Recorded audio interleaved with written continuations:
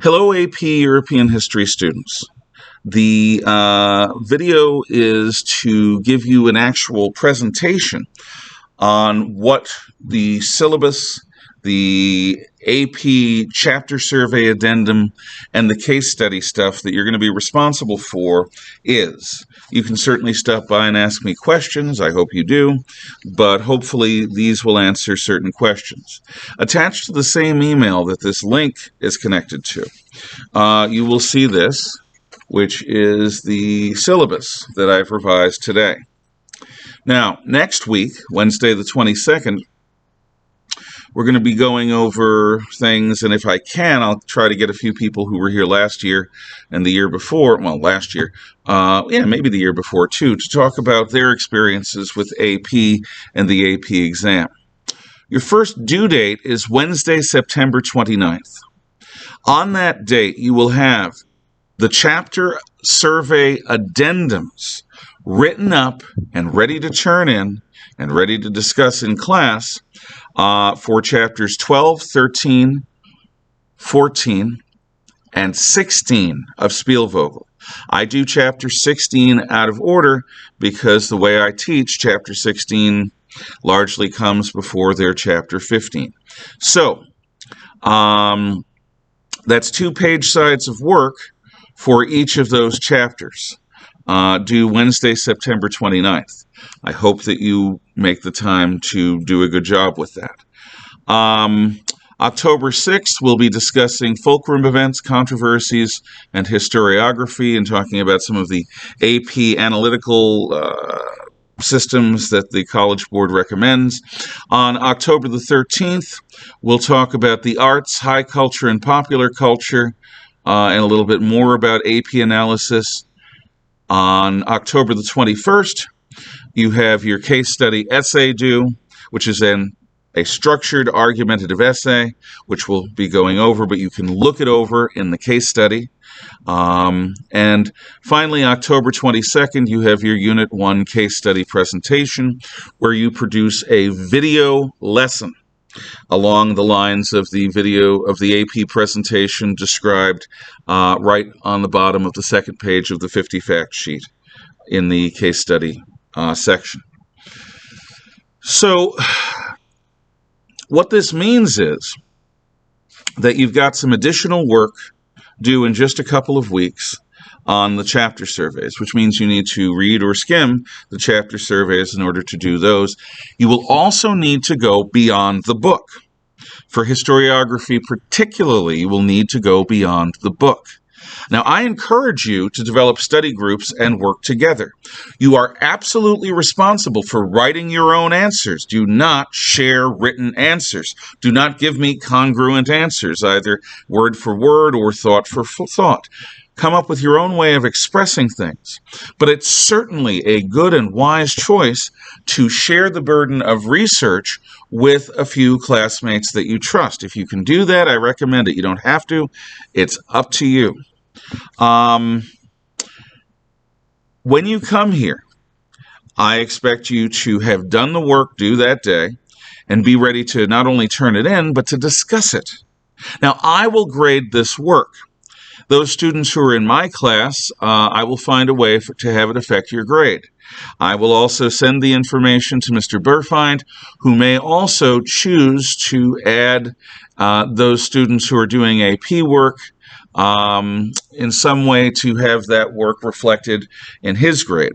But that's entirely up to him. It's a question of his teaching philosophy. Then we have, and all of what we have talked about so far is regarding early modern Europe, which is Unit 1. Unit 2 begins with chapter survey addendums on chapters 15, 17, 18, and 19, due on November 3rd. And then on December the 8th, your case study essay, and on December 15th, your case study presentation video. It's a lot of work. But this work will get you deeper into the details, which will all be useful when you take the Advanced Placement European History exam. And in terms of the analytical tools, the extra work that I'm giving you is designed to get you comfortable using them. If you have a good understanding of the history and a good experience using the structures that I'm having you do, you'll do well on the exam. You should do well on the exam because it'll be second nature to you to talk and write about history in a systematically thorough and thoughtful fashion. That's the point of all of this. It is a challenge. If you choose to drop the challenge, that's your choice. If you choose to continue accepting this challenge, here is the chapter survey addendum. It's two-sided. The chapter survey addendum has you come in here with 3 questions about the unit. And I want specific questions. I don't want, why is there cold? Or why is there air? I would like to know questions that are specific enough to give answers that are detailed and discrete. So 3 unique good questions. And the reason I'm having you do 3 is somebody else may accidentally pick 1 or 2 of the questions that you're bringing in, but I expect that if you each do your own 3 unique questions, that will have something for you to ask in class uniquely. Yes, ask. We'll be talking about this. You're then going to be talking about the creative arts. You're going to be describing something that is typical of this chapter relating to the fine arts, architecture, literature, theater, and philosophy. And that may also, probably will also, involve additional research beyond your textbook. You're then going to speak to the so-called 5 advanced placement European history themes. You're going to talk about how the chapter deals with or does not deal with the interactions of Europe and the world, issues of poverty and prosperity, objective knowledge and subjective visions, in other words, speaking based in fact and speaking with bias. States and other institutions of power, and what they mean by states is governments. And finally, the individual and how they relate to society.